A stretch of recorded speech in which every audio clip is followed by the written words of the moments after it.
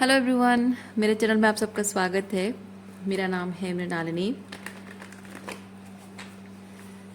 चलिए देखते हैं आज आपके लिए क्या मैसेज है यूनिवर्स की तरफ से। ये रीडिंग जनरल रीडिंग है, तो आपको जितना रेजोनेट करता है उतना ही लीजिए। जो पार्ट आपको रेजोनेट नहीं करता उसे जाने दीजिए। हो सकता है कि वो किसी और के लिए हो। और आपको कुछ भी रेजोनेट नहीं करता है, कोई बात नहीं, आप मेरा चैनल विजिट कर सकते हैं। उसमें आपको बहुत सारे और भी वीडियोस मिल जाएंगे। जो भी टाइटल आपको पसंद आए आप देख सकते हैं। हो सकता है उसमें आपके लिए कोई मैसेज हो। और सारे रीडिंग्स टाइमलेस रीडिंग्स हैं, तो आपको जब भी रेजोनेट करता है आप एनर्जी को क्लेम कर सकते हैं।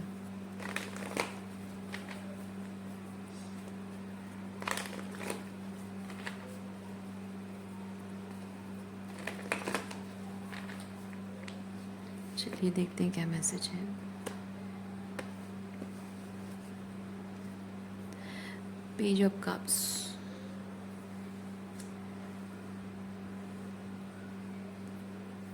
पेज ऑफ कप्स आपके बचपन की एनर्जी है।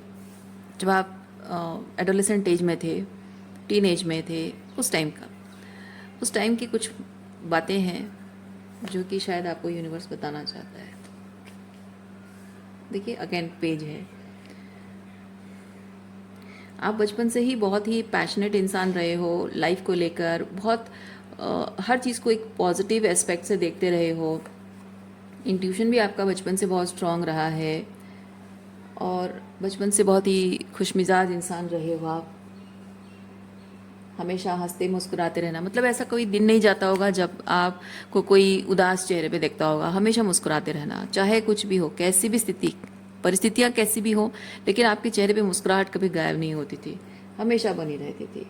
लोगों को पता नहीं चलता था, तो टू ऑफ सॉर्ट्स वही बताता, लोगों को पता नहीं चलता था कि आप दुखी हैं, किसी बात को लेकर स्ट्रेस्ड आउट है, गुस्सा हो या आपको डांट पड़ी है, नाराज़ हो, कुछ पता नहीं चलता था। बस आपके चेहरे पे हमेशा एक मुस्कुराहट बनी रहती थी।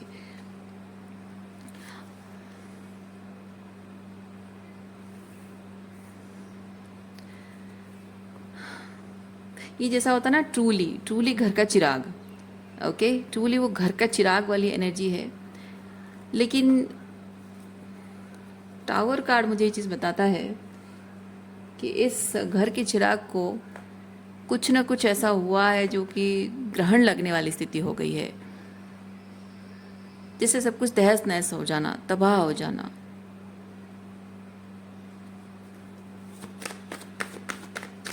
देखिए आप में से जिन जिन की एडोलेसेंट एज और टीनेज की कहानी इससे रेजोनेट होती है तो ठीक है, उससे रिलेटेड कोई मैसेज आपको मिल सकता है। अगर आपको रेजोनेट नहीं करती है, आप अननेसेसरीली इस चीज़ को अपने आप पर थोपने की कोशिश मत कीजिए। जिनके लिए मैसेज है बस उनके लिए है।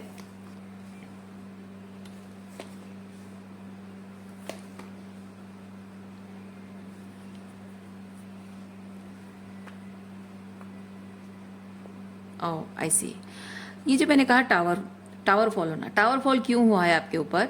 आप घर में सब मतलब घर के चिराग जैसे बहुत खास आप हो घर में, जैसे कि घर में रोशनी आपसे है, यानी कि खुशी, वो एनवायरनमेंट अच्छा, पॉजिटिव एनर्जी बने रहना घर में, वो आपकी वजह से होती रही है। लेकिन जब आप छोटे बच्चे थे तब तक सब कुछ ठीक था। आप जैसे ही टीनेज में, एडोलेसेंट एज में या टीनेज में आ गए, तब से आपने सपने देखना शुरू किया, ज़िंदगी को अपने टर्म्स पे जीने की एक इच्छा आपके अंदर आई, आपके पंख खुल गए। आपको जाहिर सी बात है कि इंसान के अंदर ये होता है जब 12-13 साल की उम्र में आ जाता है ना एक बच्चा, तो वो ज़िंदगी को अपनी नज़र से देखना शुरू करता है, क्योंकि उसके अंदर वो समझदारी आने लगती है, चीज़ों को समझना, वो भावनाओं को समझना, बातों को समझना, वो कैपेबिलिटी उसके अंदर आने लगती है। तो छोटा बच्चा नहीं है कि उसको समझा दो कि नहीं ऐसा नहीं है, वैसा है, ऐसा है, वैसा है, तो बच्चा मान लेता है ना। इसलिए बच्चे को कंट्रोल करना बहुत आसान होता है। लेकिन जब एक बार आप अपनी खुद की बुद्धि का इस्तेमाल करने लग जाते हो, समझदारी आप में आने लगती है, तब प्रॉब्लम शुरू हो जाती है बड़ों के लिए, क्योंकि बड़े आपको कंट्रोल नहीं कर पाते, आपको हैंडल नहीं कर पाते हैं। वैसी कुछ स्थिति हुई है। और आपने एस ऑफ पेंटिकल ये चीज़ बताता है कि आपने अपनी ज़िंदगी को कैसा रंग देना है, कैसे स्ट्रक्चर देना है, आप ऑलरेडी उस चीज़ को विजुअलाइज कर चुके थे। और आपके जैसे कि आपने इच्छा जाहिर करना, ओके, आपने इच्छा जाहिर करना शुरू कर दिया था कि मुझे ये पढ़ना है, मुझे पढ़ाई के लिए यहाँ जाना है, या फिर ये वो जो भी आपकी इच्छाएं हैं, लेकिन 10 ऑफ वॉन्ड्स मुझे ये चीज़ बताता है कि आपके पेरेंट्स के लिए वो बहुत बर्डनसम रहा है कि नहीं भाई, ये हमसे नहीं हो पाएगा, हम नहीं कर सकते ये चीज़।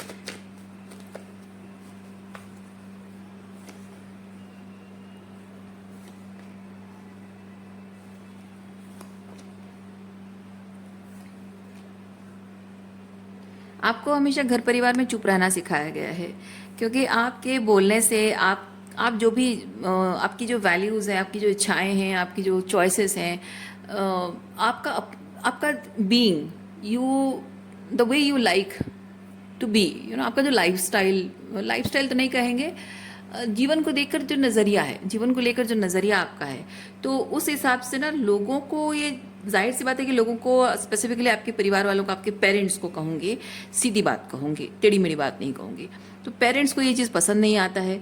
और जब पसंद नहीं आता तो वो आपको चुप रहने के लिए कहते हैं, क्योंकि उनको विद अ स्टार ये चीज़ दिख रहा है कि आप जब एक अलग टाइप के इंसान हो और आप स्टार की एनर्जी में आ रहे हो, तो घर परिवार में ना बाकी सारे जो लोग हैं, रिलेटिव्स हैं, उनको दिखता है कि ये इनका बच्चा ना कुछ खास है ना। सबको दिखता है कि आप सबसे हटकर कुछ अलग कर रहे हो, तो लोगों को ही दिखता है, अरे तुम्हें पता है उसका जो बेटा है ना वो ऐसा है वैसा है, उसकी बेटी ऐसी है वैसी। इवन इफ आपके जैसे आप में से आई होप कि ऐसा किसी की प्रॉब्लम ना हो, लेकिन आप में से किसी किसी के ऑटिज़म प्रॉब्लम हो सकता है, और किसी के कुछ और भी जो इश्यूज़ हो सकते हैं ना, वो चीज़ें हमारे कंट्रोल में नहीं होती है।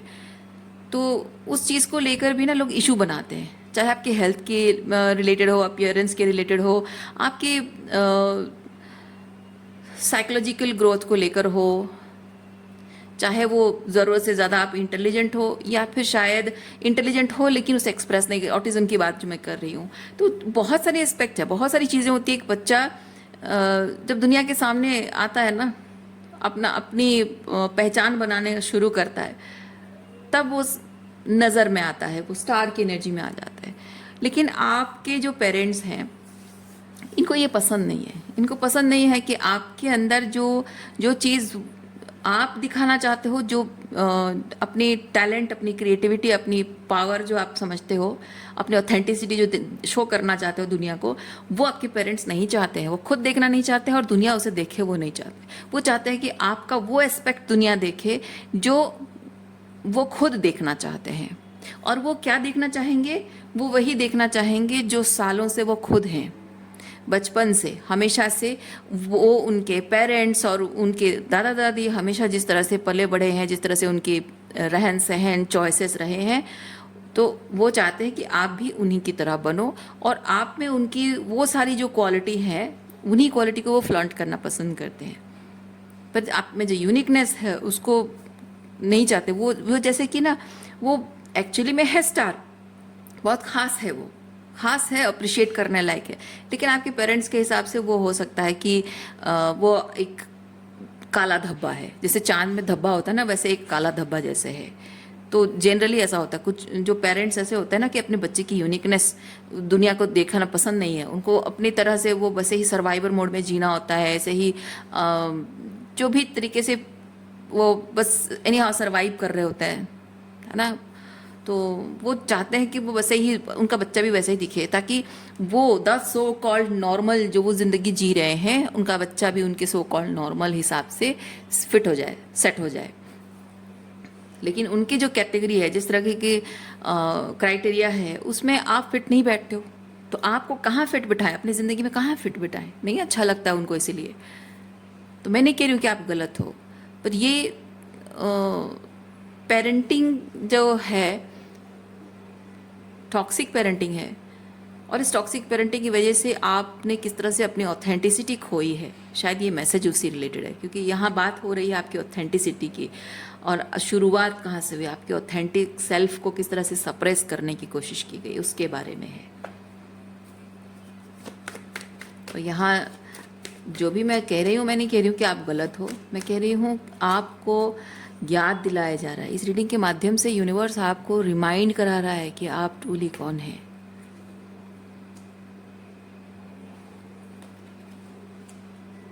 देखिए, आप अपने पसंद की चॉइसेस नहीं कर सकते हो, लवर्स की एनर्जी में अपना पार्टनर चुन नहीं सकते हो, उनके हिसाब से जैसा होना चाहिए, वो पर्टिकुलर कैटेगरी एक लड़का में एक लड़की में जैसा होना चाहिए वैसा आपके लिए पार्टनर वो चुनेंगे।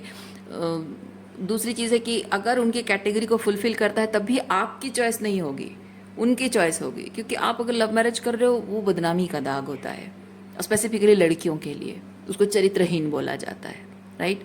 लड़कों को नहीं बोला जाएगा, लड़कों को नहीं, भले ही लड़के लव मैरिज करते हैं, मैं नहीं कह रही हूँ कि लड़के गलत करते हैं, मैं कह रही हूँ कि लड़के, अगर लड़के लव मैरिज कर सकते हैं लड़कियां भी कर सकती हैं, लेकिन लड़कियों को क्यों बदनाम किया जाता है, लड़कियों को क्यों बोला जाता है कि कैरेक्टर खराब है। जो लड़का उनका बेटा है वो भी तो शादी कर रहा है, वो भी तो एक लड़की से ही शादी कर रहा है, पर उनकी बहू उनके लिए कैरेक्टरलेस नहीं है, उनका बेटा कैरेक्टरलेस नहीं है, पर बेटी है ना। इस तरह के कि जेंडर डिस्क्रिमिनेशन होती है, तो आपके साथ भी वही चीज़ हुआ होगा। और अगर आप एक मेल चाइल्ड है फिर भी आपके साथ ये चीज़ हुआ होगा कि नहीं, आपको आपके पसंद की लड़की से शादी नहीं करने दिया जाएगा। क्यों? क्योंकि उसमें बहुत सारे और भी कंडीशंस होते हैं, डाउरी नहीं मिलेगा, अपने पसंद से बहू को कंट्रोल नहीं कर सकते हैं, जैसा चाहे उसको डरा धमका के नहीं रख सकते हैं, उसके पेरेंट्स को कंट्रोल नहीं कर सकते हैं, क्योंकि उनका ऐसे ऐसे माता पिता की मानसिकता होती है, बेटा अपनी पसंद से शादी कर रहा है मतलब लड़की के माँ बाप को पता है कि बेटा तो उनकी बेटी का दीवाना है, तो अब उनकी चलेगी। इसीलिए जो लड़का के मम्मी पापा होते हैं उनको पता होता है कि वो उसके बहू के मैके वालों को, उसके मम्मी पापा को वो डरा धमका नहीं सकते, कंट्रोल नहीं कर सकते, उसे कुछ डिमांड नहीं कर सकते। तो इस तरह की मानसिकता होती है ऐसे पेरेंट्स की। इसकी वजह से वो अपने बच्चों को, चाहे वो लड़का हो या लड़की हो, वो चाहते नहीं कि वो लव मैरिज करें, अपनी पसंद के किसी से शादी करें, क्योंकि ये जो लवर्स है ना, ये इंटीमेसी को रिप्रेजेंट करता है, इमोशनल इंटीमेसी, या फिर आप अपने आप से कितना ज़्यादा जोड़ते हो। नहीं, वो चीज़ नहीं होने दिया जाएगा, क्योंकि ये क्रिएटिविटी भी है। इंटीमेसी मतलब क्या है? आप कितना डेप्थ में किसी चीज़ से सोलफुली जुड़ते हो, अपने आप से जुड़ते हो, आपकी क्रिएटिविटी है, आपकी इमोशंस है, आपका इंट्यूशन है ना, आपकी ऑथेंटिक बीइंग है, आपकी ट्रू फीलिंग्स है, ये सब आप अपने आप से जब जुड़ते हो। किसी इंसान से भी जब आप इमोशनली इंटीमेट तरीके से जुड़ते हो तो आपको ट्रू लव मिलता है ना, ट्रू कनेक्शंस आप मैनिफेस्ट करते हो। लेकिन उसके लिए क्वीन ऑफ सॉर्ड्स की एनर्जी आपके पेरेंट्स की है, और आपको भी हमेशा प्रेशराइज किया गया है कि नहीं, दिस इज बैन, ये नहीं तुमको अलाउ किया जाएगा।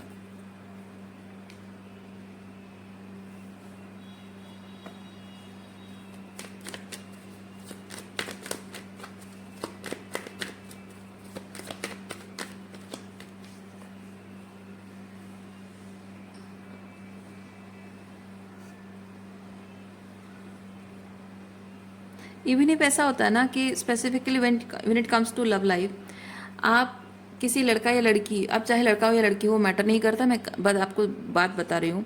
आप किसी पर्सन से अगर प्यार करते हो और बाई चांस आपके पेरेंट्स को पता चल गया कि आप यू आर इन लव, और आप उस वक्त पढ़ाई कर रहे हो या फिर जॉब कर रहे हो, कुछ ना कुछ अगर आपके करियर में गड़बड़ हुआ, सारी गलती उस प्यार की है।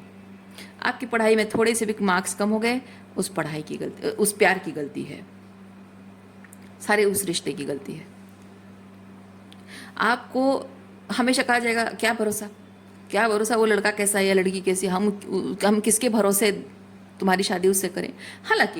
हालांकि वो मैरिज, लव अरेंज मैरिज अगर करेंगे, वो अरेंज मैरिज भी ऐसे इंसान से करेंगे तो दूर दूर तक उसके साथ कोई जान पहचान नहीं, कोई नाता रिश्ता नहीं होगा, और उस इंसान को भी वो अच्छे से जानते हैं। भले नाता हो भी, रिश्ते नाते हो भी, दूर दूर के कोई रिश्तेदार भी हों, तब भी क्या फ़र्क पड़ता है, क्योंकि उसका, जिस लड़के से आपकी शादी हो रही है, उस लड़के को तो नहीं जानते हैं। हाँ, वो किसी ना किसी तरह से, हाँ इसकी मामी के, मौसा के, ये वो ऐसे करके वो किसी तरह से वो रिश्ते बना लेंगे, लेकिन क्या उनके साथ वो इमोशनल इंटीमेसी है? क्या वो उस परिवार को इतना अच्छे से जानते हैं, या उस लड़का को अच्छे से जानते हैं, कि उस लड़की को अच्छे से जानते हैं, उसके गुणों को जानते हैं? नहीं जानते हैं, और उससे शादी करने का रिस्क वो ले लेंगे। हालांकि आप जिस लड़का या लड़की से प्यार करते हो, आप सालों से उसे जानते हो वो कैसा है, पर फिर भी वो सेफ नहीं है। लेकिन वो किसी से मिले नहीं है, जानते नहीं है उसको, लेकिन जबकि वो उनके रिश्ते में है, जैसे कि खून का रिश्ता है, तो बस वो श्योरिटी है, बस उसी से आपकी शादी करवा देंगे। और अगर बाई चांस अगर ये रिश्ता टूट गया, तो सारी गलती आपकी है, उनकी नहीं है, क्योंकि उन्होंने तो आपके लिए बेस्ट लड़का या बेस्ट लड़की चुनी है, आप ही संभाल नहीं पाए, सारी गलती आपकी है। और बाई चांस आपका मैरिज रिलेशनशिप, जो लव मैरिज अगर है, मैरिज रिलेशनशिप अगर टूट गया तो उसमें भी कहेंगे देखा हमने कहा था। और अगर आपका मैरिज रिलेशनशिप वर्कआउट हो गया, अच्छे से सब कुछ हो गया, तो भी कहेंगे कि हमारी बेटी को खरीद के ले गया, हमारे बेटे को खरीद के ले गई। पर ओवरऑल बात यह है कि घूम फिर कर वही होना चाहिए जो वो चाहते हैं। उनके हिसाब से चीज़ें हो रही तो ठीक है, नहीं हो रही तो बस सब कुछ गलत है।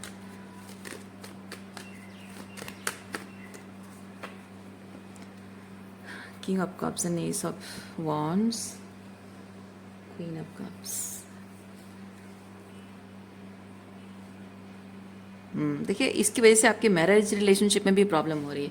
यहाँ विद द लवर्स हो सकता है कि आपकी लव लाइफ को लेकर इश्यूज हैं, इसलिए यहाँ पे king and queen of cups दो लोग हैं जो एक रिलेशनशिप चाहते हैं, कमिटमेंट चाहते हैं, लेकिन उनके ऑर्थोडॉक्स बिलीव हैं। ये बेसिकली वही चीज़ है, ये होता है ना लव मैरिज, और ये होता है अरेंज मैरिज, जिसमें भावनाएं नहीं होती हैं, प्यार नहीं होता है, लेकिन दोनों के साथ जुड़ना होता है। ऐसे मैरिजेस में वो भी ऐसे पेरेंट्स ऐसे मैरिजेस में बिलीव करते हैं जिसमें अरेंज मैरिज, शादी हो गई, एक दूसरे को जानते भी नहीं हो, लेकिन उन दोनों को एक दूसरे के साथ वो ऐसा समय गुजारना पड़ता है जो कि एक दूसरे को बहुत गहराई से जानने के बाद मन करता है ना। लेकिन लव मैरिज में आप एक इंसान को 4-5 साल से 6 साल से जानते हो, लेकिन फिर भी वो इंसान आपके लिए सही नहीं है, सूटेबल नहीं है, सेफ नहीं है। वो जो डिस्कम्फर्ट होता है ना, एक इमोशनल डिस्कम्फर्ट, एक इंसान को आप जानते नहीं हो लेकिन उससे शादी करो, उसके घर वालों को रातों रात सब कुछ बदल जाता है। उसके घर वालों को आप अपने मम्मी पापा कहो, भाई बहन बुलाओ, उसको अपना सब कुछ मान के सब कुछ समर्पित कर दो।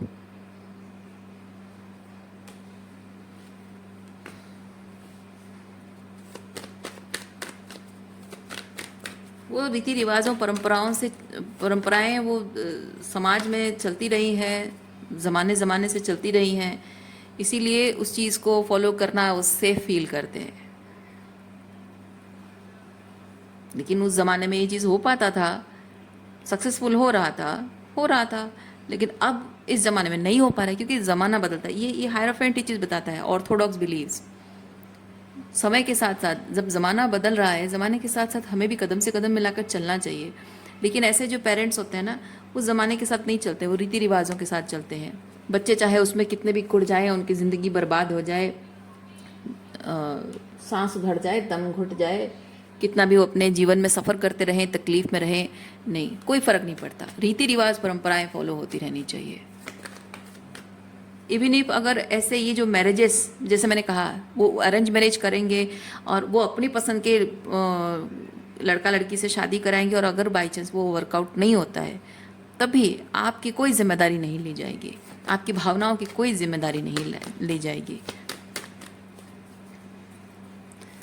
आपको जो उन्होंने दिया उसको आप प्रोटेक्ट नहीं कर पाए, सेफ नहीं रख पाए, आपके ही चरित्र में खोट है, ये सब की इस तरह की बातें बोली जाती हैं।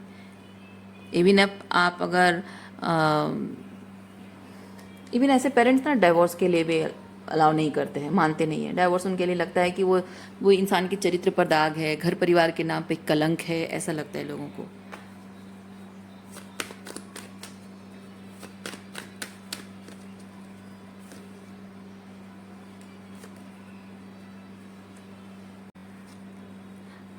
देखिए फादर की जो रिस्पॉन्सिबिलिटी थी वो नहीं पूरी कर पाए, वो अच्छे से नहीं पूरी कर पाए, इसलिए आप बहुत डिसअपॉइंटेड हैं अपने जीवन को लेकर। आपके जीवन में हर चीज़ में आपने बहुत कुछ लॉसेस देखे हैं, क्योंकि आपके फादर ने सही तरीके से रिस्पॉन्सिबिलिटी नहीं निभाई है।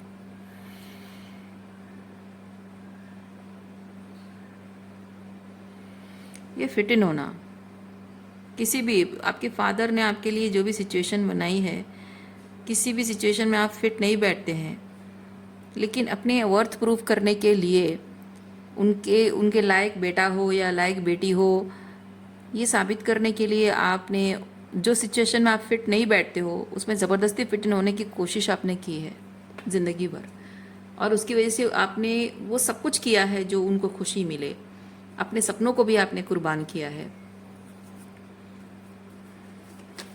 शायद आपने अपनी लव लाइफ भी कुर्बान की है।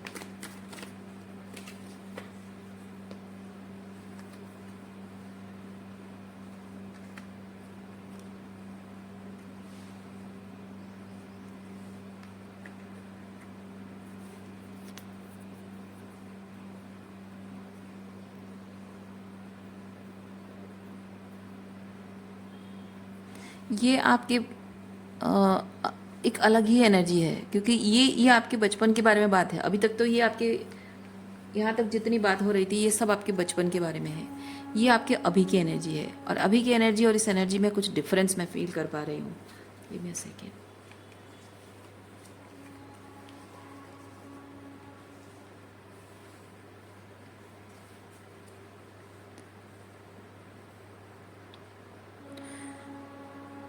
कॉन्फिडेंस, कॉन्फिडेंस वापस आना। हाँ, क्योंकि क्या होता है, आप जब ज़िंदगी में कोई भी काम, छोटा छोटा सा एक काम, आप अगर हैंड राइटिंग लिखना, सबसे छोटा काम है, इजी काम है, कहते हैं हैंड राइटिंग। बच्चे की ज़िंदगी में सबसे पहला क्या करता है? कलरिंग करता है वो। चलिए हैंड राइटिंग भी नहीं, कलरिंग की बात हम करते हैं, है ना। आप एक शेप है और आप उसमें कलर भर रहे हो एक छोटे बच्चे के नाते, ठीक है। और आप जब कलर भरते भरते वो कलर थोड़ा बाहर निकल आता है, वो पेरेंट आपको गुस्सा करते हैं, डांटते हैं। That is toxic parenting. लेकिन आपको अगर बोला नहीं ठीक है, ये बाहर मत लो, ये अंदर अंदर सिर्फ कलर फिलिंग करो, नहीं हो पाया, फिर ठीक है कोई बात नहीं, हम थोड़ा सा एडजस्ट कर लेंगे, दूसरा तरीके से करो, और एक बार करो, ट्राई करो, फेल होने, बार बार फेल होते रहो, बार बार ट्रायल किया जाता है ना। That is the right way एक छोटे बच्चे को टीच करना, आसान तरीका होता है। और जब बच्चा बहुत छोटा होता है ना, तो जनरली उसके साथ वो नरमी बरती जाती है। लेकिन नहीं, वैसे मैं नहीं कह सकती, क्योंकि कुछ ऐसे पेरेंट्स भी होते हैं जो बहुत छोटे छोटे बच्चों को, मैंने 2 ढाई साल 3 साल के बच्चों को भी ना छोटी छोटी गलतियों के लिए मारते पीटते हैं। मैंने ऐसे भी पेरेंट्स देखे हैं। तो मैं ये नहीं कह सकती कि बच्चे जब से छोटे होते तभी उनके साथ नरमी बरती जाती है। नहीं, बच्चों से बहुत ज़्यादा, ऐसे टॉक्सिक पेरेंट्स होते हैं ना, बच्चों से बहुत ज़्यादा हाई एक्सपेक्टेशन, बहुत कितना हाई एक्सपेक्टेशन रखते हैं, मतलब लिमिट क्रॉस है। एक बच्चा, मतलब मैं क्या कहूँ आपको, हमारे घर पे रेंट पे रहती थी एक लेडी, उसका बच्चा कितना 2 ढाई साल का होगा, ज़्यादा से ज़्यादा 3 साल का होगा, शायद 2 ढाई साल का। ABCD उसको सिखा रही है, for Apple, B for ball सिखा रही है, और बच्चा बोल बोल के थक जा रहा है। छोटा बच्चा ही है, उसको खेलने का मन करेगा, पढ़ाई करेगा कहाँ मन करेगा, स्कूल भी शुरू नहीं हुआ, और वो बोल बोल के थक जा रहा है, बोल के डिस्ट्रैक्ट हो रहा है। तो डिस्ट्रैक्शन की वजह से उसको दुम दुम दुम दुम उसको पीठ में मार रही है। पता नहीं हाथ में क्या क्या लेकर उसको मारती होगी, मैंने देखा नहीं, लेकिन मैंने आवाज़ें सुनी है। ऐसे लोग भी होते हैं।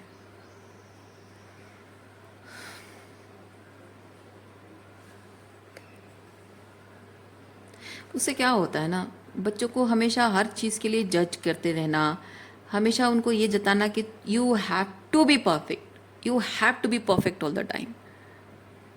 तो बच्चा क्या करता है कि वो परफेक्शन के चक्कर में ना नर्वस हो जाता है, और उसको पता होता है जब वो छोटा होता है, एक बार 2 बार 3 4 बार उसको जब मार पड़ने लग जाती है ना, उसको समझ में आने लग जाता है कि ये चीज़ ऐसे करेंगे तो वो गलत है, और वो जैसे ही वो गलती हो जाती है उससे, क्योंकि उसको प्रैक्टिस की ज़रूरत होती है, और या फिर बच्चों को वो चीज़ें पसंद नहीं होती है तो बेमन से करते हैं।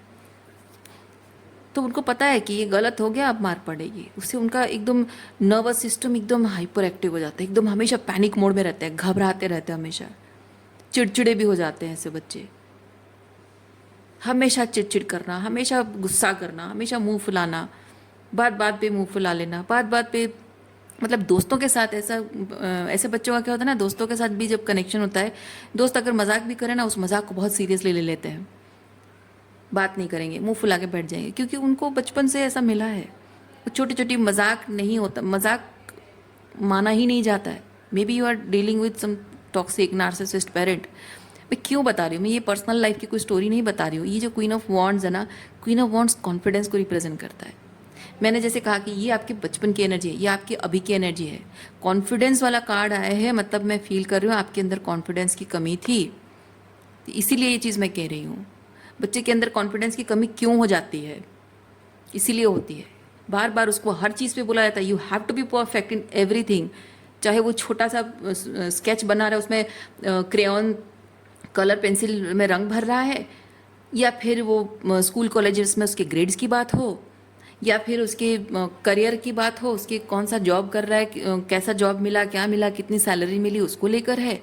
सोसाइटी में उसके कंपटीशन में आपके पेरेंट्स के जो दोस्त हैं या उनके जो भाई बहन हैं, उनके बच्चे कैसे परफॉर्म कर रहे हैं, आप कैसे परफॉर्म कर रहे हो, उनके साथ एक कंपैरिजन होता है। अगर वो कंपैरिजन में आप पीछे पड़ गए, ओहो, हालत ख़राब कर देंगे आपकी। शादी भी आपको उनके पसंद से करना पड़ेगा, क्योंकि आपके पार्टनर में जो कमियां दिखेंगी उसका कारण ये नहीं है, उसका कारण ये है कि आपने अपनी पसंद से शादी की। लेकिन आपकी अगर अरेंज मैरिज होती है तो आपके पार्टनर में 1000 कमियां होंगी, फिर भी वो परफेक्ट है। क्यों? क्योंकि उसके अरेंज मैरिज उन्होंने करवाई है। वो उसमें सिर्फ अच्छाइयाँ बातें करेंगे, पर आपके जो लव मैरिज की होगी उसके बारे में अच्छी बात नहीं करेंगे, क्योंकि उनको तो खुद ही उसमें बुराइयाँ ही ढूंढनी है। आपके करियर को लेकर, आप कितना पैसा कमाते हो, घर परिवार कैसे संभालते हो, उनके बुढ़ापे में उनका ख्याल रखते हो या नहीं रखते हो। तो आप अगर थोड़ा सा भी मतलब कैसा होता है ना, अब आप भले ही उनके बुढ़ापे में उनका ख्याल रखते होगे, नहीं रखते हो तो वो बोलना वो एक चीज़ है। लेकिन ऐसे पेरेंट्स का ये होता है ना, आप भले ही उनके बुढ़ापे में ख्याल रख रहे होगे, लेकिन अगर आपको लगता है कि आपकी सैलरी का कुछ पार्ट, मान लीजिए कि आप उनको 1% और 2% उनको मान लीजिए आप दे रहे हो उनके मेंटेनेंस के लिए, नहीं, उनको ज़्यादा चाहिए, वो डिमांडिंग हो जाते हैं। तुम अपनी बीवी पे क्यों खर्चा कर रहे हो, हम पर खर्च करो, हमारी ज़रूरतें पूरी करो। और उनकी ज़रूरतें भी कैसी होंगी, वो मेडिसिन खर्चा, उनके कपड़े, ज़रूरत के सामान नहीं होगा। उनके कोई दोस्त होगा जिसको ड्रिंक करना है, उनका कोई क्या बोलते हैं उसको, कोई भक्त मंडली होगा, उसमें दान करना होगा, सोना चढ़ाना होगा, कंपटीशन करना है, कपड़े चढ़ाने हैं, या फिर दिखावा करना है। उनकी जो सोशल कम्युनिटी है, किटी पार्टी है, किटी पार्टी में पैसे खर्च करने हैं, शो ऑफ के लिए बहुत अच्छे अच्छे एकदम ब्रांडेड कपड़े उनको चाहिए, कंपटीशन करना है। चाहे वो माता पिता हो या बीवी हो, अगर इस तरह की डिमांड होती है ना, दैट इज़ वेरी टॉक्सिक। तो ऐसी जो मतलब ऐसी चीज़ों पर डिमांड करना जो कि आपको जेन्युइनली आपको अच्छा नहीं लगता और नहीं भी लगना चाहिए, और आपको ऐसे फालतू खर्च नहीं करने चाहिए। लेकिन अब वो कंपेयर करने लग जाएंगे हर चीज़ में कि तुम उसके लिए करते हो, हमारे लिए नहीं करते हो। हमारे लिए क्यों ही करोगे, अपनी बीवी के लिए करोगे, अपने बच्चों के लिए करते हो, अपने लिए करते हो, हमारे लिए नहीं करते हो। हालांकि आप उनकी सारी ज़रूरतें पूरी करते हो, लेकिन इस तरह की जो डिमांड्स होती हैं, इस तरह की डिमांडिंग आप पूरी नहीं कर सकते हो, क्योंकि ये चीज़ें आपके बजट गड़बड़ होती है, आपको सब कुछ संभालना होता है। तो ऐसा होता है ना कि वो रिटायर हो चुके होते हैं, उनके हाथ पैर भी और उतने सक्षम नहीं होते कि वो घर परिवार संभालें। उनको बैठ के शांति से रहना चाहिए, अपने हेल्थ का ख्याल रखना चाहिए, सुकून से अपने आप पर ध्यान देना चाहिए। नहीं, वो आपके घर परिवार को कंट्रोल करेंगे, पति पत्नी के रिश्ते को कंट्रोल करेंगे, आपके बच्चों के साथ आपके कनेक्शन को कंट्रोल करेंगे, आपके बच्चों को आपको डिसिप्लिन करने नहीं देंगे, आप ही के सामने आपके बच्चों को बिगाड़ देंगे, और आप ही के सामने आपके बच्चों के सामने आपकी बेइज्जती करेंगे। और उनके हिसाब से आपकी बेइज्जती करने का उनका हक है, क्योंकि वो माता पिता हैं, चलो ठीक है, लेकिन आपके बच्चों के सामने करने का हक तो नहीं है उन्हें। पर नहीं, वो करेंगे, और उससे आपके बच्चे आपकी बात नहीं मानेंगे। और वो जो पेरेंटिंग में गड़बड़ी हो रही है, कन्फ्यूजन क्रिएट हो रहा है, उसके लिए वो रिस्पॉन्सिबल नहीं है। आप माँ बाप नहीं बन सकते हो, आप अच्छे माता पिता नहीं बन सकते हो, आपको संभालना नहीं आता है। तो हर चीज़ में जो आपके कॉन्फिडेंस का जो कचरा बना कर रख देते हैं ना, तो ऐसा होता है कि आप अपने जीवन में कुछ भी उनके निर्णय से हटकर कुछ भी करने से डरते हो। आप अपनी पत्नी के लिए भी कुछ खरीदने के लिए आप डरोगे, अपने बच्चों के लिए भी कुछ करने से डरोगे। आप करियर में कुछ चेंजेस लाना चाहोगे, उसके लिए आपको डर लगेगा। आपको शादी करनी अपनी पसंद से, उसके लिए भी आपको डर लगेगा। हर चीज़ में डर लगेगा। क्यों? क्योंकि आपको पता है कि आप सपोर्ट नहीं किए जाओगे। एक तो आप जो भी कर रहे हो अपनी पसंद का कुछ करना चाह रहे हो, ये सब कप्स है ना, आपकी खुशी का, आपकी पसंद का कुछ है वो आप करना चाह रहे हो, लेकिन वो चीज़ करने के लिए उसको एस्टैब्लिश, किंग ऑफ पेंटिकल यानी होता है वो एस्टैब्लिशमेंट देना, उस चीज़ को स्टेबिलिटी देना, उसके लिए आपको थोड़े बहुत अप्स एंड डाउन्स, क्योंकि शुरुआत में थोड़े बहुत अप्स एंड डाउन से होकर गुजरना पड़ता है, उसके लिए काम करना पड़ता है, मेहनत करनी पड़ती है। क्योंकि वो जो एक रेजिलियंस होती है ना, वो क्वीन ऑफ वॉन्ड्स एनर्जी है। वो कॉन्फिडेंस आपके अंदर होना चाहिए कि अगर मैं एक बार फेल हो गया या फेल हो गई तो मैं एक बार दोबारा ट्राई कर सकती हूँ, है ना। तो लेकिन आपके पेरेंट जो होते हैं ना, वो आपको एक बार फेल होता हुआ देख लेंगे ना, बस ताने कसने का सिलसिला ज़िंदगी भर चलता रहेगा, ज़िंदगी भर चलता रहेगा। और आपको ये चीज़ पता है, आपको पता है ये होता रहा है आपके साथ, आपके पूरे कॉन्फिडेंस की धज्जियाँ उड़ा कर रख देते हैं वो। इसलिए आपको पता है कि एक दिन अगर आप कोई भी लीप ऑफ फेथ लोगे, अपनी खुशी के लिए कुछ भी आप करने के लिए आगे बढ़ोगे, अगर वो सक्सेसफुल नहीं होता है, आप जानते हो कि आपका मन है, आप दूसरा चांस ज़रूर लोगे, दूसरी बार कोशिश ज़रूर करोगे। लेकिन हो सकता है कि आप अपना पूरा पैसा इन्वेस्ट कर चुके हो, या फिर आप अपना बहुत सारा टाइम उसमें दे चुके हो, तो आप थोड़ा सा तो लो फील करोगे ना। जो पहली बार फेल हो जाएगा तो थोड़ा सा तो लो फील करोगे। और हो सकता है कभी कभी आपको उनके सपोर्ट की भी ज़रूरत हो, फाइनेंशियल सपोर्ट है या इमोशनल सपोर्ट की ज़रूरत होगी। और आपको पता है आप थोड़ा सा उम्मीद, जबकि पेरेंट्स हैं वो चाहे कितने भी टॉक्सिक हो, इंसान का मन कर जाता है कि मैं थोड़ा सा, अगर मैं थोड़ा हारा हुआ महसूस कर रहा हूँ तो अपने पेरेंट्स के पास जाऊँ। हालांकि इंसान को पता होता है कि वो सपोर्ट नहीं करेंगे, तो इससे बेहतर है कि मैं कोशिश ही ना करूँ। लोगों के अंदर ये चीज़ होता है, मैं कोशिश ही क्यों करूँ, मैं कोशिश करूँगा, मैं हार जाऊँगा या फिर कुछ गलत हो जाएगा और मैं उनके पास जाऊँगी तो फिर वो मुझे ताने कसेंगे, ज़िंदगी भर ये बातें सुनाते रहेंगे, या फिर बदला लेंगे किसी ना किसी तरीके से, ज़िंदगी भर कोसते रहेंगे, ताने कसते रहेंगे।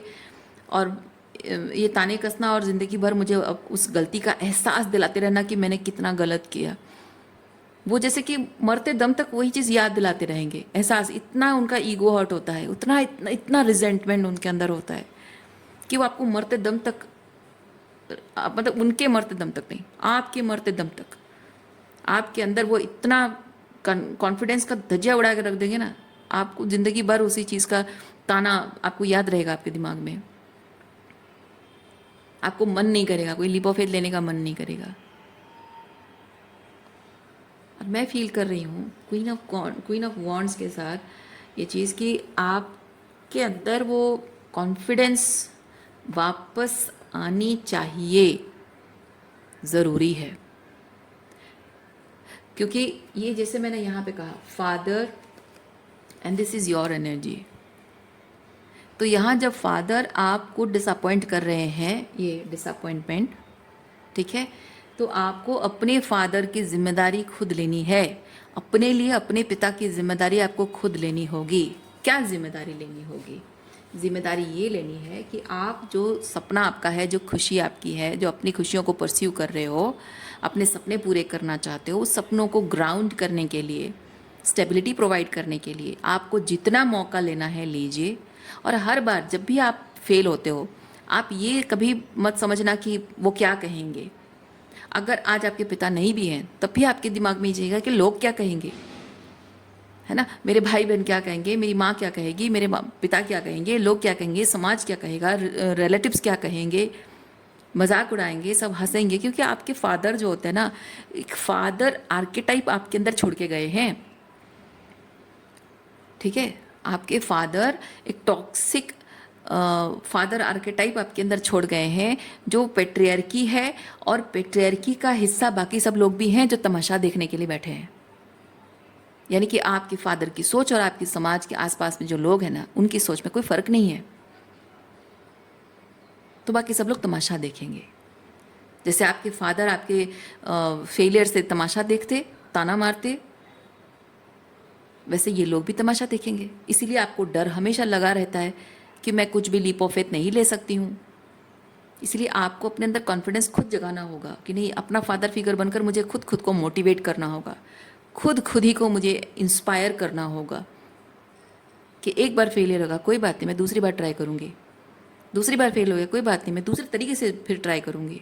हर बार मैं एक एक अलग अलग तरीके से मैं कोशिश करती जाऊँगी, लेकिन मैं अपना सपने पर गिव अप नहीं करूँगी।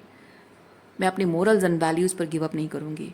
मैं जो न्यू आइडिया पर ज़िंदगी जीना चाहती हूँ, न्यू फाउंडेशन मैं अपनी ज़िंदगी की सेट कर रही हूँ, मैं उस पर गिव अप नहीं करूँगी। मैं हर बार जब भी कुछ ना कुछ गलत होगा, मैं अगेन, वो रेजिलियंस आपके अंदर आपको खुद डेवलप करनी होगी। मैं again I will stand, rise above my fear and work on it.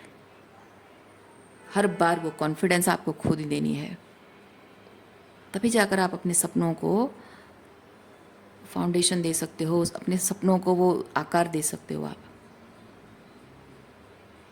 ये जो पूरी रीडिंग है ना, this is all about your fatherhood.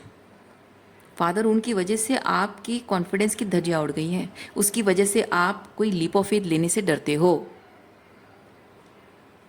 Toxic लोगों को, when it comes to romantic relationship,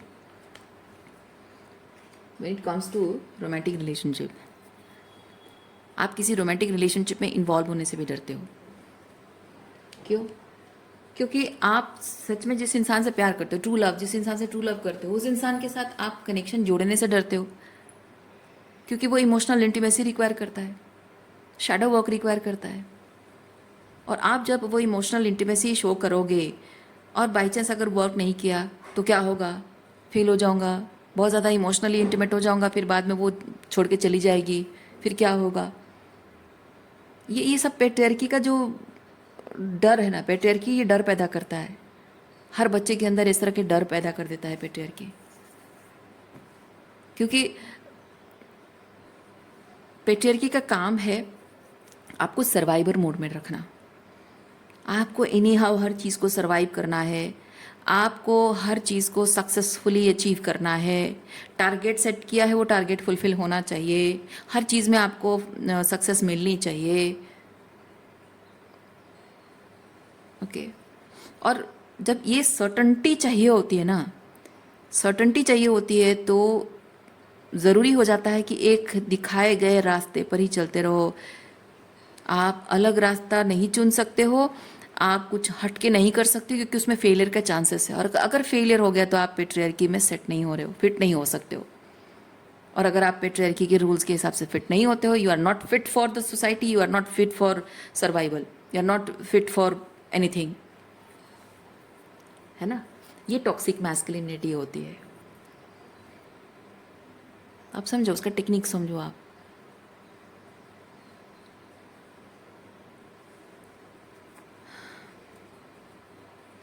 और जैसे ही आप इस तरह की सर्वाइवर मोड में आ जाते हो, आपको कंफर्ट चाहिए, आपको एक बार कंफर्ट मिल जाती है, सक्सेस मिल जाता है, सब कुछ श्योर शॉट मिल जाता है, अनश्योर्ड सब कुछ मिल जाता है। तो जो लोग लीप ऑफ फेथ लेते हैं, क्या वो अपने लाइफ में इंश्योर नहीं कर पाते? कर पाते हैं, लेकिन उनको टाइम लगता है। किसी को बार बार गिरना उठना, अप्स एंड डाउन्स करियर में चलता रहता है। किसी को लेट सक्सेस मिलता है, किसी को लेट मैरिज होता है किसी किसी का। और ये पैट्रियार्की के हिसाब से ये एक नाकामयाब इंसान की निशानी है। पर क्या ये सच में ऐसा है? नहीं। हालांकि मैं कहूँगी वो लोग नाकामयाब हैं जिनकी भले ही जल्दी शादी हो गई है, भले ही बहुत सक्सेसफुल करियर है, उनका बहुत सारा पैसा है, लेकिन ज़िंदगी की भाग दौड़ में इतने बिजी हैं कि वो अपने पार्टनर को थोड़ा सा प्यार भी नहीं जता पा रहे हैं, अपने पार्टनर के मन को भी नहीं समझ पा रहे हैं। वो ज़िंदगी जी रहे हैं, खा रहे हैं, पी रहे हैं, सब कुछ घर चल रहा है, घर परिवार चल रहा है, सब कुछ अच्छा चल रहा है, लेकिन कभी भी अगर उनसे पूछो तुम्हारे पार्टनर के मन में चल क्या रहा है, उसकी मानसिक स्थिति क्या है, अभी इमोशनल स्टेट उसकी क्या है, बता पाएगा वो इंसान? नहीं बता पाएगा। भले ही आपकी आप लेट मैरिज हुई है, लेकिन आप अपने पार्टनर के साथ इस लवर्स एनर्जी में हो, अगर इमोशनल इंटीमेसी आप दोनों की है, भले ही आज आपके पास पैसा नहीं है ज़्यादा, ठीक ठाक कमा लेते हो, भले ही आज सोसाइटी में आपके वो रेपुटेशन नहीं है बिकॉज ऑफ दैट मनी और समथिंग, भले ही आज आपकी उम्र हो गई और आपके बच्चे नहीं हैं, कोई बात नहीं, लेकिन एटलीस्ट आपको इतना पता है कि आप ज़िंदगी जिसके साथ काट रहे हो उसके मन की स्थिति क्या है आप समझते हो, उसके बिना बोले आप समझ पाते हो। वो सक्सेस है, वो सक्सेस है। ज़िंदगी में सब कुछ पा लिया, लेकिन जिसके साथ पूरी ज़िंदगी काटनी, अगर उसके मन को नहीं जाना तो क्या फ़ायदा। बच्चे पैदा कर लिए लेकिन बच्चों के मन को नहीं समझ पाए, बच्चों के सपनों को, बच्चों की खुशी और दुख को नहीं समझ पाए। पिता बन गए, माँ बन गए, लेकिन वो पिता का सम्मान वो डर से आता है, माँ के प्रति स्नेह जो होता है वो इमोशनल मैनिपुलेशन से आता है। क्या फ़ायदा ऐसे प्यार का। कल को वो बच्चे बड़े हो जाएंगे, जब उनको उनका रास्ता मिल जाएगा, रास्ता अलग हो जाएगा, उनको सच्चा प्यार करने वाला कोई पार्टनर मिल जाएगा, तब वही माँ बाप को पूछेंगे नहीं। वही पिता जिससे आज डरते हैं कल को इज्जत नहीं करेंगे, मुंह पे पलट कर जवाब देंगे।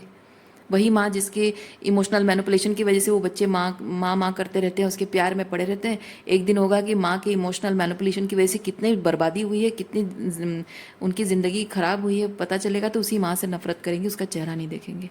क्या फ़ायदा है ऐसे प्यार का।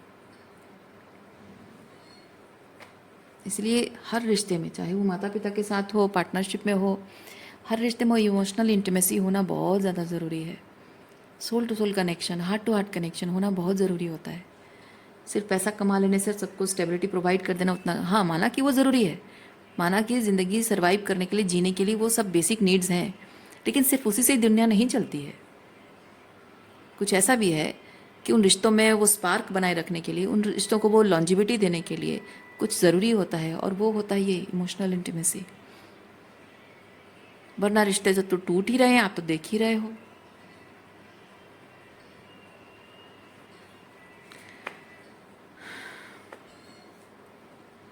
आप में से कुछ लोग हैं जो अपने सपनों के लिए स्टैंड लेने से डरते हो, कॉन्फिडेंस की कमी आपके अंदर है।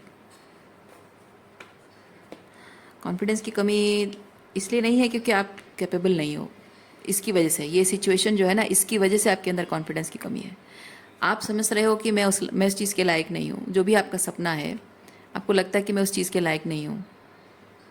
नहीं, ऐसा नहीं है। आप हर एक, दुनिया के हर एक उस चीज़ के लायक हो जो आपने सपना देखा है, जो आपका विजन है, जो आपके दिमाग में ख्याल में आता है, काश ये चीज़ मेरे पास होता, काश ये चीज़ मैं कर पाता, वो सब सपना आप पूरा कर सकते हो, वो सब कुछ कर पाने की क्षमता आपके अंदर है। लेकिन प्रॉब्लम ये नहीं है कि आप नहीं कर सकते हो, प्रॉब्लम ये है कि ये जो पैटर्न है ना, ये टॉक्सिक पैट्रियार्की, टॉक्सिक पेरेंटिंग आपको मिली है, ये जो टॉक्सिक मैस्कुलिनिटी ऊन्स आपके अंदर है ना, इसकी वजह से आपकी कॉन्फिडेंस की धज्जियाँ उड़ गई हैं। इसीलिए अपनी पावर को क्लेम कीजिए। आपको शैडो वर्क करना, आप भाग नहीं सकते हो, आप इस सच से भाग नहीं सकते हो कि आपका जो सपना है, आपकी जो खुशी है, वो आपके लिए क्या मायने रखती है। सिर्फ उसे फील करते रहना और सोचते रहना, दूर से उसे देख कर सोचते रहना कि हाँ मेरा बहुत मन है, मेरा मन है, मैं ये करता, वो करता, मैं ये करती, काश ऐसा होता, वैसा होता, लेकिन खैर जाने दो, अपनी किस्मत में नहीं है। ये कहकर आप कब तक टालोगे, कब तक जी पाओगे। आप भाग नहीं सकते हो इस सच से कि वो सपना आपके लिए मैटर करता है, मायने रखता है आपकी, मतलब it feels important like survival. इसीलिए आपको हिम्मत करनी होगी, कॉन्फिडेंस अपने अंदर जगाना होगा आपको। ये जो टॉक्सिक फादर की वजह से आपकी ये जो क्वीन ऑफ वॉन्ड्स एनर्जी आपके अंदर है ना, रिगार्डलेस ऑफ जेंडर, ये क्वीन ऑफ वॉन्ड्स एनर्जी आपकी जो बहुत ही गलत तरीके से हो रही, क्योंकि क्या होता है जब क्वीन ऑफ वॉन्ड्स अपनी ऑथेंटिक, मतलब अपनी पावर में, कॉन्फिडेंस में अगर नहीं होती है, तो मैं आपको बताती हूँ वो करती क्या है। जब भी क्वीन ऑफ वॉन्ड्स कॉन्फिडेंस उसके अंदर नहीं होता है, वो जेलस होती है, एनवियस होती है, दूसरों के साथ कंपटीशन करती है, दूसरों के साथ खुद को कंपेयर करती है, सेल्फ वर्थ की इश्यूज उसके अंदर होती है, इसीलिए वो दूसरों को नीचे गिराने की कोशिश करती है या फिर दूसरों की खुशियों से जलती है। आपकी इनमें से कुछ कुछ हैं, देख लो। अगर आप कॉन्शियसली नहीं करते हो तो शायद सबकॉन्शियसली आपके दिमाग में हो। आप जो भी काम करते हो आप ही की तरह देखो, आपके लव लाइफ को लेकर या करियर को लेकर।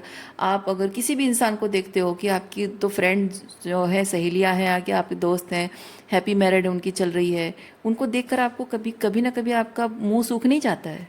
माना कि आप उनका बुरा नहीं चाहते हो, आपका मुंह सूखने आधा नहीं हो जाता है। क्यों? क्योंकि आपकी ज़िंदगी में वो है नहीं, आप चाहते हो, आपको मिल नहीं रहा है, इसलिए आपके अंदर कहीं ना कहीं कुछ जेलसी है। क्यों? क्योंकि आपको लगता है कि आप पा नहीं सकते हो, आपके भाग्य में नहीं है। पर क्या ये सच है? नहीं, सच नहीं है। आपके दोस्त आपसे भी कम पढ़े लिखे हैं लेकिन बढ़िया बढ़िया जॉब करते हैं, पर आप नहीं कर पा रहे हो। क्यों? क्योंकि आपके भाग्य में नहीं है। नहीं, क्योंकि आपने अपने सपनों के लिए स्टैंड नहीं लिया। आपको शायद और एजुकेशन चाहिए, हायर एजुकेशन आपको लेनी थी, या फिर अपने करियर के लिए आपको कहीं बाहर जाना था, या कुछ बहुत बड़े इंटरव्यू के लिए प्रिपेयर करना था, या कुछ करना था जो आप नहीं कर पाए। क्यों नहीं कर पाए? उस वक्त परिस्थितियां ऐसी थी, नहीं कर पाए। पर क्या आज नहीं कर सकते हो? कर सकते हो। क्यों नहीं कर सकते हो?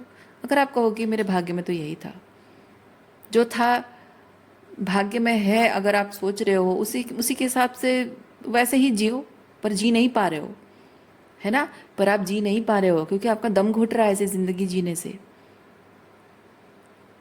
आपको अपने सपने पूरे करने हैं, जो सपने आपने देखे हैं। आपको विश्वास नहीं है आपके अंदर कि आप कर पाओगे, पर आपको ये विश्वास है कि वो सपना आपका है और वो आपको ट्रूली वो चीज़ चाहिए, dear to your heart, right? तो आप अगर आप ये कहना छोड़ दो, मेरे भाग्य में नहीं है, कहना छोड़ दो।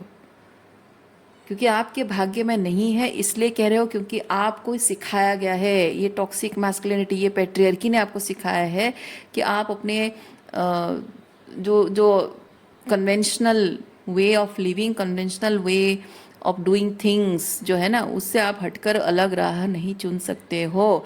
चुनोगे तो आपकी ज़िंदगी तबाह हो जाएगी, बर्बाद हो जाएगी, कुछ नहीं कर पाओगे, सक्सेसफुल नहीं हो पाओगे, फिर कहीं के नहीं रहोगे, ना इधर के रहोगे ना उधर के रहोगे, लोग हंसेंगे, मजाक उड़ाएंगे, बेइज्जती हो जाएगी, छीथी छुतू हो जाएगी, कहीं के नहीं रहोगे, कोई इज्जत नहीं रहेगी। जब आप किसी चीज़ के लायक नहीं रहोगे तो समाज में उठने बैठने लायक नहीं रहोगे लोगों के बीच। फिर जो नाम, जो प्रतिष्ठा आपने बनाई है, सब मिट्टी में मिल जाएगी।